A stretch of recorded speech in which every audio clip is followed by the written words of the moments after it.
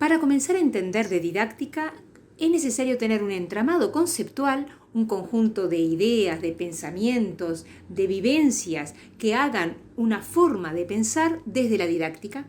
Y esto es muy difícil si tú vienes de un contexto en el que la educación no era el tema recurrente. Voy a poner un ejemplo. Si en mi familia mi papá es de Nacional, mi mamá es de Peñarol, mi hermano de Defensor, el otro hermano del Cerro, y todos los domingos y todas las semanas hablamos de fútbol, voy a tener un bagaje conceptual de ese deporte diferente del de una persona que nunca escuchó hablar del deporte y que nunca fue al fútbol.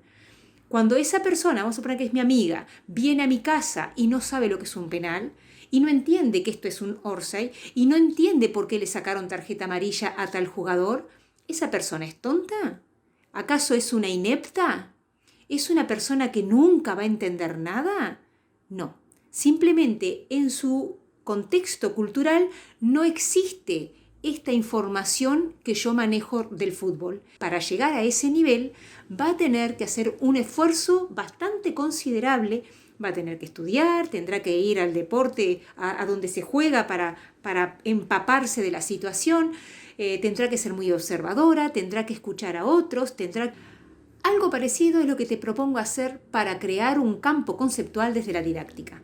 Meterte en el tema y aprender todo este entramado poco a poco para que te permita comprender el placer de enseñar.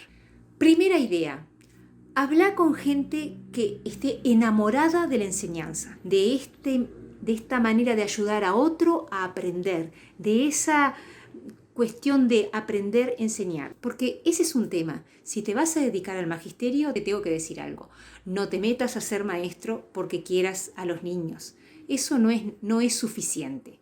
Podés estudiar pediatría, podés trabajar en familias, ser asistente social y trabajar con familias y los niños, podés trabajar, ser animador de fiestas infantiles, podés trabajar como titiritero, actor, arquitecto y dedicarte a crear espacios. No tenés por qué estudiar magisterio. Solamente metete maestro si te gusta enseñar. Eso es, busca personas que adoren eso. Y entonces sí o sí te van a hablar de estrategias didácticas, de estilos de intervención, de autores valiosos que vale la pena tener en cuenta y leer, te van a contar anécdotas, te van a contar vivencias, te van a ir creando un entramado afectivo que es esencial para dedicarte al magisterio. Segunda idea. Charlas, entrevistas, conferencias que hay en YouTube. Hay mucha gente generosa, sumamente inteligente, gente que además tiene un saber didáctico que contagia. Ese tipo de gente, escúchalas. Cuando hablan del juego, por ejemplo, Sarle que habla del juego, Edith Lewin que también habla sobre evaluación, Tonucci que tiene cosas preciosas, pero que tú veas, no que te dicen lo que tenés que hacer, alejate de todos esos que te dicen, hace esto con tus alumnos, de esa gente alejate, anda la gente que reflexiona, que habla, que piensa sobre la didáctica, que tiene un saber hacer y que además tiene un conocimiento teórico.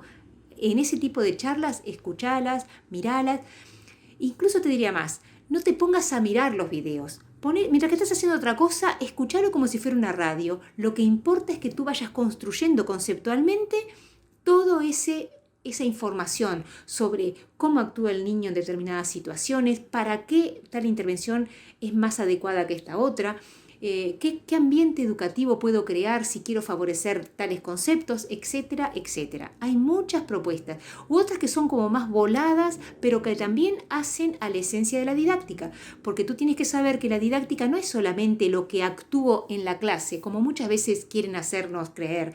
Basta que un maestro sepa planificar, organizar los contenidos a lo largo del año, llevarse bien con los nenes, saber evaluar y listo. No, el saber didáctico es un saber comprometido, es un saber histórico, contextualizado, un saber atravesado por lo ideológico, por lo político. Entonces, todas esas cosas es necesario saberlas para que no seas ingenuo. Incluso nosotros que nos dedicamos a maternal, hay muchísimas propuestas didácticas, proyectos que son del exterior y que el Uruguay tiene que adecuarse y aceptarlos, porque tú podés leer en las políticas educativas que a veces se dice, es un compromiso asumido durante tal cosa, o tal organismo sugiere, y ese sugiere a veces es una ordenanza más que una sugerencia. Entonces, la didáctica no es algo banal que ocurre solo en la clase al maestrito y sus alumnos. Es un campo de complejidad que tenés que ir comenzando a aprender. Entonces, escuchá gente que valga la pena. No lo que te dicen lo que tenés que hacer, sino los que te ayudan a pensar sobre la didáctica. Tercer sugerencia, usa un diccionario. Muchísimas veces las personas utilizamos las palabras y nos acostumbramos a un determinado uso de la palabra, cuando en realidad tiene otras interpretaciones u otras significaciones. Usa un diccionario para comprender otras posibilidades de las palabras que tú lees en un texto, por ejemplo. Pero además, con el tema de las palabras, y en esto no te puede ayudar un diccionario, pero sí una persona que sepa sobre el tema, las palabras muchas veces cambian o se acomodan al contexto en el que son pronunciadas. Y por eso, a veces una palabra significa mucho más cosas que lo que dice en sí la palabra. Por ejemplo, si yo te estoy contando el cuento de Caperucita Roja. Caperucita Roja salió de su casa, la casa de la abuelita, se encuentra con el lobo, atraviesan el bosque, todo ese tipo de cosas. Y en un momento yo te digo, la abuelita estaba sentada en una silla. ¿Cómo es la silla de la abuelita? ¿Tú te imaginas una silla de plástico? Seguramente no, porque en el contexto de cuento de hace muchos siglos, el plástico no existe, no es posible que tu silla sea de plástico. Entonces la palabra silla adquiere una forma determinada y otra que es imposible. La de plástico, las de oficina no están en tu imaginario, porque en ese contexto la palabra toma por las otras situaciones, por la situación que estás creando en el cuento, toma determinada significación. Entonces, ojo con las palabras, no siempre quieren decir lo que uno está acostumbrado a escuchar que quieren decir. En otro momento volveremos, pero entonces, tercer punto, usa un diccionario. Cuarto punto a tener presente, lee muchísimo, pero no lea solamente el último libro que salió, el autor de moda.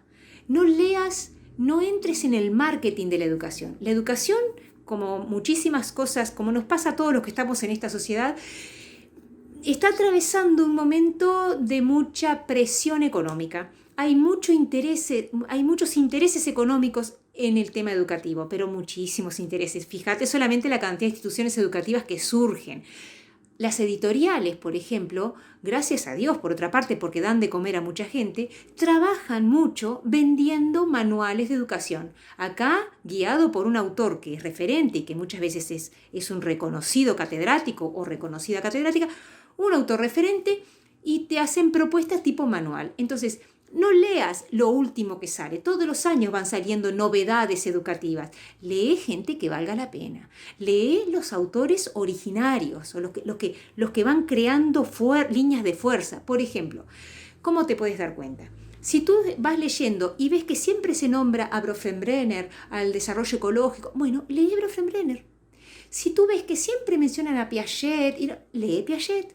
Si 2x3 hablan de Malaguzzi, lee Malaguzzi. Lee Pickler, lee los autores que van dando líneas de fuerza y lee a aquellas personas que los toman, pero de eso que toman no te dicen lo que tenés que hacer, sino que reflexionan y crean pensamiento nuevo, que hay muchísimos. Por ejemplo, a mí me gusta Hoyuelos, es un pensador, a mí personalmente me gusta. Esta muchacha argentina, que se me fue el nombre, Pitluck, también me encanta, Sarlé también me gusta, hay muchos, pero eso porque me gustan a mí. Fíjate, tú vas a ir adquiriendo amores o enamoramientos por diferentes autores porque van ayudándote a pensar. La didáctica siempre es un campo de reflexión. Acordate que no es la neutralidad que nos quieren hacer creer, que un maestro solamente hace cada maestrito con su librito aislado en una burbujita y sus alumnos. No, la didáctica es un campo de conocimiento, es un campo de conocimiento donde lo práctico es analizado y se crean ciertas normas, ciertas reglas que pueden ser replicadas por otros, pero no actividades, sino como normas generalizables. Así que animate a leer autores que te ayuden a pensar, que te ayuden a reflexionar sobre la didáctica y sobre tu quehacer didáctico. No necesitas tantos manuales. No quiere decir que a veces que no tengas manuales en tu casa. Muchas veces es bueno mirar lo que otros hacen, las actividades que otros hacen, pero ese planteo, si tú no lo pasás si no lo contextualizás en tu pensamiento, en lo que tú sabes, en tu entramado conceptual, y no lo contextualizás en el ambiente en el que vas a trabajar, y pensás referido a esos niños concretos que tenés allí, es una actividad vacía y que apunta a un estilo de escuela que sería bueno poder transformar, cambiar. Quinta cosa para hacer: anímate a hablar. Anímate a decir disparates sobre lo que pensás desde la didáctica. Si sabemos que la enseñanza es un proceso y que una vez que uno empieza tiene que ir avanzando y que a veces avanza como espiral, pasa siempre por los mismos puntos, pero que de alguna manera vas creciendo en ese saber, nadie se va a burlar porque digas disparates desde lo pedagógico, desde lo didáctico, porque estamos en un proceso. Todos, yo, tú y todo el que está, hasta los sabios más sabios, están avanzando y reflexionando y cuestionándose. Si tú recién estás comenzando y nunca te animás a contar sobre tus ideas, a contar sobre tus preocupaciones, a conversar, a poner en palabras tus ideas, pierde fuerza. Pierde fuerza, tu pensamiento tiene que ser expresado en palabras. Si te da vergüenza decirlo así a otra persona abiertamente, escribilo. O habla en un café con otra persona, de a dos o de a tres, no te vayas a una charla al principio, pero sí comenzá a hablar de educación. Comenzá a poner en palabras. Si no sabes el concepto, no te sale el concepto, describí la situación que te llevó a esa idea conceptual. No te achiques frente a gente que parece gran catedrático y que en realidad rascamos un poquito y su actuar pedagógico a veces no coincide con lo que habla. Entonces, nada, no te intimides. Comienza a hablar, anímate a decir, porque es la manera de ir poniendo forma a lo que vas pensando. Sí, ese es mi quinto consejo. Anímate a conversar sobre didáctica. Empezá a utilizar estos nuevos conceptos y lo que observás, tratar de darle una mirada desde lo didáctico. Último consejo, el número 6, y es que observa tu interior.